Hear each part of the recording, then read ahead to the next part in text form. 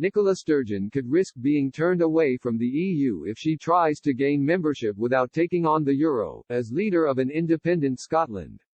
The Scottish First Minister has asked the EU for support in her pursuit of secession.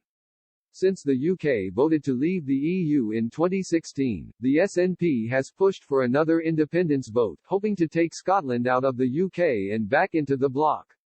Nicola Sturgeon said in October, "The Scottish Government believes that the best future for our country is an independent nation within the EU.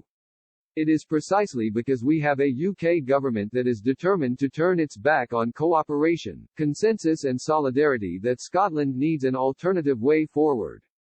Unlike the EU, which is a partnership of equals where decisions require consent and often unanimity from members, the UK does not work like that, and the wishes of Scotland can be ignored and overruled by Westminster.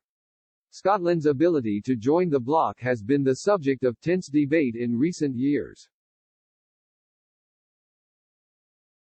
One expert warned that Ms. Sturgeon must not be too vocal in opposing the euro if Scotland wants the best chance to join the EU. Tobias Locke, professor of law at the National University of Ireland Maynooth, said there is little doubt that an independent Scotland would qualify to apply for EU membership. He added it would not be possible for it to avoid having to commit to the adoption of the euro. Professor Locke said if Scottish politicians were too vocal about their non-commitment to taking such a step, there is a danger that the EU might in the end not agree to Scottish membership.